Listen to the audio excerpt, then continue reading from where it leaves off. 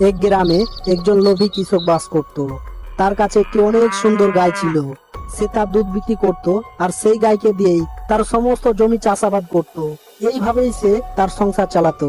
এইভাবেই সে সারাদিন তার কাজে তাকে ব্যবহার করত আর সন্ধ্যাবেলায় একজন ব্যাপারীর কাছে গিয়ে ভাড়া দিয়ে আসতো। এরপর সেই ব্যাপারী তার গাড়ির সামনে বেঁধে নিয়ে তার সমস্ত মাল বাজারে নিয়ে যেত। আর এত কাজ করার পরও বেচারি গাইকে শুকা মরা ঘাস খেতে দিত। নে, আর ঢং করিস না, তাড়াতাড়ি খেয়ে নে, অনেক কাজ পড়ে আছে। কালকে সকাল সকাল আমাদের বেরোতে হবে, অনেক জমি চাষ করতে হবে, তাড়াতাড়ি খেয়ে নে। আর পরের দিন সকালে লোভী কৃষক তার জমিতে তাকে নিয়ে যায় আর অনেক চাষাবাদ করায়। আর অনেক খাটাখাটনির ফলে গাই অসুস্থ হয়ে যায়। আই, আই, চল না, আই, চল, চল। তার এত চেষ্টা করার পরও গাই কিছুতেই সেখান থেকে গেল না। মনে হয় সে অসুস্থ, সেই জন্য সে যেতে চাইছে না।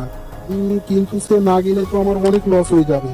না না, আমি আরেকবার ট্রাই করে দেখি, যদি তাকে নিয়ে যেতে পারি। এই ভেবে কৃষক তাকে জোরে জোরে মারতে শুরু করে। না, এই হারামি গাই তো কিছুতেই যেতে চাইছে না। যাক, আজ যা হলো হলো, কাল দেখা যাবে। এই বলে সে সেখান থেকে চলে যায়। হে আল্লাহ, আমি আর পারছি না, তুমি আমাকে দয়া করো। এই কিছু এত লোভী, আমি তো তার জন্য দিন রাত কষ্ট করছি, তবুও সে আমার উপরে অত্যাচার করছে, আমাকে মারছে। হে আল্লাহ, আমি আর পারছি না, তুমি আমাকে দয়া করো, তুমি এ থেকে আমাকে মুক্তি দাও। আরে কি হলো, আজ মাঠে গেলে না যে, কি ব্যাপার? না গো, কে জানি আমাদের গাইটার কি যে হলো, সে কিছুতেই যেতে চাইছে না। মনে হয় সে অসুস্থ। যাক গা, আজ তাকে দম নিতে দাও, কালকে যাবো। আর পরের দিন সকালে সে আবারও তার গায়ের কাছে যায়। উঠ উঠ, চল চল, আর জমিতে সকাল সকাল যেতে হবে, অনেক কাজ পড়ে আছে, কালকে যাসনি, তাই আজ তোকে অনেক জমি চাষ করতে হবে। চল, তাড়াতাড়ি চল। এইভাবেই সে অনেকক্ষণ চেষ্টা করার পরও তাকে সেখান থেকে নিয়ে যেতে পারলো না। এই দেখে সে তাকে আবারও মারতে শুরু করে। আর তখনই সেখানে একজন বয়স্ক লোক এসে, আরে আরে, তুমি ওকে মারছো কেন? ও তো মারা যাবে। অসহায় পশু পাখিদের উপর অত্যাচার করতে হয় না তো, নইলে পাপ লেগে যাবে। কিন্তু কি করব, এই গায়ে দুদিন ধরে এমনই করছে। তাকে জমি চাষ করাতে না নিয়ে গেলে আমাদের তো অনেক লস হচ্ছে। তাকে খাওয়াতে খাওয়াতে তো আমরা ফেলার হয়ে যাচ্ছি, আমাদের পথে বসতে হবে। এরপর বয়স্ক বাবা গায়ের উপরে হাত বুলিয়ে দোয়া করে দেই। এই নাও, কিছুক্ষণ পর তোমার গায়ে ঠিক হয়ে যাবে, সুস্থ হয়ে যাবে। এই বলে সে সেখান থেকে চলে যায়। আর কিছুক্ষণ পরেই সেই গায়ে সুস্থ হয়ে যায় আর অনেক সোনার খবর দেয়। এই দেখে কৃষক, আরে এটা কি, এ তো চমক দিচ্ছে। আরে আরে আরে আরে, এ তো দেখছি সোনার গোবর। মনে হয় সে বয়স্ক দাদুর দোয়াতে কাজ হয়েছে, তাই সে সুস্থ হয়ে গেছে, আবার সোনার গোবর দিচ্ছে। আমার তো কপাল খুলে গেল। এবার তো আমি মালামাল হয়ে যাব। এরপর কৃষক সমস্ত সোনার গোবর কুড়িয়ে নিয়ে তার ঘরে যায়। ওগো, কি ওটা? গোবরের মতো লাগছে, আর এটা চমক দিচ্ছে, কি ওটা? এরপর সে তার স্ত্রীকে সমস্ত কথা খুলে বলে। এই শুনে তার স্ত্রী অনেক খুশি হয়। কি সোনার গোবর? তাহলে তো আমরা অনেক ধনী হয়ে যাবো গো। তাহলে তুমি এক কাজ করো গো, সেই গাইকে তুমি ঘরের মধ্যে নিয়ে এসো, আর তাকে ঘরের মধ্যে বেঁধে রাখো, বাইরে আর বেঁধে দিও না, নইলে কেউ দেখে নিলে এই গাইকে চুরি করে নিয়ে পালাবে, তখন আমাদের আমও যাবে আর ছাড়াও যাবে। তাই তুমি তাকে ঘরের মধ্যে বেঁধে রাখো আজ থেকে, কেমন? এরপর কৃষক তার গাইকে ঘরে নিয়ে আসে। আর পরের দিন সকালে তারা গায়ের কাছে গিয়ে দেখে গায়ে আবার অনেক সোনার গোবর দিয়েছে। এই দেখে তারা দুজনেই অনেক খুশি হয় আর বলে, আরে বাহ, এ তো সোনা, আমরা তো এবার মালামাল হয়ে যাবো। ও গো, শোনো, আমরা যদি তাকে জোর করে অনেক বেশি বেশি খাওয়াতে পারি, তাহলে আমরা অনেক সোনার গোবর পাবো আর তাড়াতাড়ি ধনী হয়ে যাব। তুমি কি বলো? এই নে, তাড়াতাড়ি খেয়ে নে, এইগুলো খাওয়া হয়ে গেলে তোকে আরো খাবার এনে দেবো। তুই চিন্তা করিস না, তুই খেয়ে যা। তুই যত খাবি ততই আমরা সোনা পাবো, আর আমরা মালামাল হয়ে যাবো।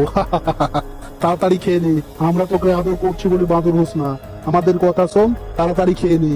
এইভাবেই কৃষক আর তার স্ত্রী গাই খেতে না চাইলেও তাকে দিন রাত 24 ঘন্টা জোর করে খাওয়াতো। আর পরের দিন সকালে তারা দেখে সত্যি গাই অনেক সোনার গোবর দিয়েছে।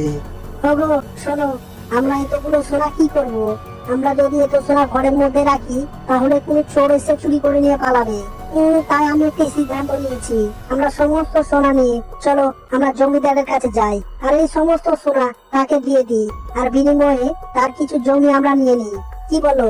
এই বলে তারা সমস্ত সোনা নিয়ে জমিদারের কাছে যায়।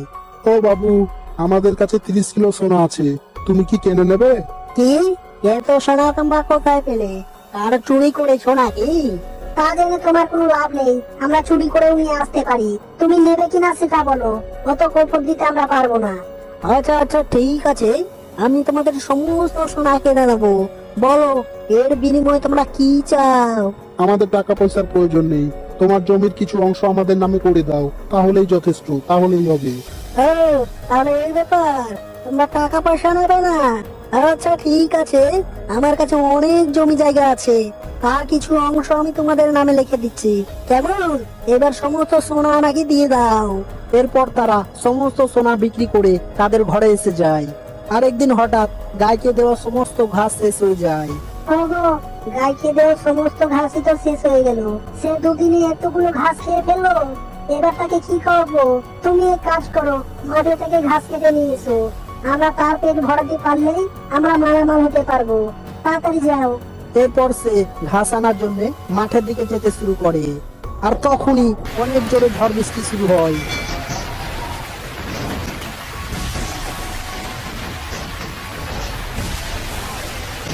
আর এদিকে তার স্ত্রী অনেকক্ষণ ধরে অপেক্ষা করতে থাকে যে ঘাস নিয়ে এসে কখন আসবে। আরে কি ব্যাপার, এতক্ষণে তো চলে আসার কথা, এখনো আসছে না মানে? এবার ওই গাইকে আমি কি খেতে দেবো? আর এক্ষুনি তাকে কিছু খেতে না দিলে তো আমরা সকালে সোনা পাবো না। তাই তো কি যে করি। কিন্তু তারা গাইকে অনেক বেশি বেশি ঘাস খাইয়ে দিশে করে রেখেছিল। আর অনেকক্ষণ কিছু খেতে না পায় সে অনেক জোরে জোরে চিৎকার করতে থাকে আর ঘাস খাওয়ার জন্য জঙ্গলের দিকে পালিয়ে যায়। দাঁড়া দাঁড়া, কোথায় পালাচ্ছিস? পালাস না, দাঁড়া বলছি। সে আবার জঙ্গলে না পালিয়ে যায়, আমাদের হাতে থাকা গুপ্তধন আমাদের হাত থেকে ফসকে না যায়। না না, সে পালিয়ে গেলে হবে না, আমি তাকে ধরে নিয়ে আসি। এই ভেবে সে গায়ের পিছু করতে শুরু করে। আর গাই এইভাবেই পালাতে পালাতে হঠাৎ একটি গর্তের মধ্যে পড়ে যায়। আরে এ কি, এ তো গর্তের মধ্যে পড়ে গেছে। আমি বলেছিলাম না পালাস না পালাস না, আমার কথা তো শুনবি না? এখন আমি তোকে এই গর্তের মধ্যে থেকে বের করবো কি করে? এই বলে সে তাকে গর্ত থেকে উঠানোর অনেক চেষ্টা করে, কিন্তু কোনো কাজ হয় না। আর এইভাবেই সে অনেকক্ষণ গর্তের মধ্যে পড়ে থাকায় শেষ পর্যন্ত বেহুশ হয়ে যায়। আরে কি হলো তোর? ধীরে ধীরে এর অবস্থা তো খারাপ হয়েই চলেছে, আমার মনে হয় না এ আর বাঁচবে। তাহলে আমি এক কাজ করি, সে যখন মারা যাচ্ছে আমি তার পেটের মধ্য থেকে তার পেট কেটে সমস্ত সোনার গোবর বের করে নিই। এই ভেবে সে জঙ্গলে তার পেট কাটার মতো কিছু ধারালো জিনিস খুঁজতে থাকে। আর তখনই সে দেখে একটি ধারালো ডাল সেখানে পড়ে আছে। এই দেখে সে তাড়াতাড়ি করে সেই ডালটি উঠিয়ে নিয়ে সেই গায়ের কাছে এসে তার পেটের উপর অনেক জোরে জোরে আঘাত করতে থাকে। আর এ তো আঘাতের চোটে গায়ে সেখানেই মারা যায়। আরে এ কি, এ তো দেখছি সাধারণ গোবর, সোনার গোবর না। এ কি করলাম আমি? লোভে পড়ে আমার গাইটাও মেরে ফেললাম আর কোনো সোনাও পেলাম না। আমি অনেক বড় ভুল করে ফেললাম। এরপর সে অনেক দুঃখী হয়ে তার ঘরের দিকে যেতে শুরু করে। আর কিছুক্ষণ পরেই তার স্বামী সেখানে ঘাস নিয়ে এসে যায়। ওগো, কোথায় আমাদের গাই? কোথায়? আমি অনেক তাজা তাজা ঘাস নিয়ে এসেছি, তাড়াতাড়ি তাকে খেতে দাও। এরপর তার স্ত্রী তাকে সমস্ত কথা খুলে বলে। এই শুনে তারা তাদের ভুল বুঝতে পারে আর অনেক জোরে জোরে কান্না করতে থাকে। তাহলে এই গল্প থেকে আমরা এই শিক্ষা পাই যে আমাদের কখনো অতিলোভ করা উচিত না, কারণ অতিলোভ করলে আমাদের কাছে যতটুকু ধন সম্পদ রয়েছে সেটাও হাতছাড়া হয়ে যাবে। তাই অতিলোভ কখনো করতে নেই। গল্পটি কেমন হয়েছে অবশ্যই কমেন্ট বক্সে জানিয়ে দাও। ভিডিওতে একটা লাইক করে চ্যানেলটি সাবস্ক্রাইব করে নাও। ধন্যবাদ।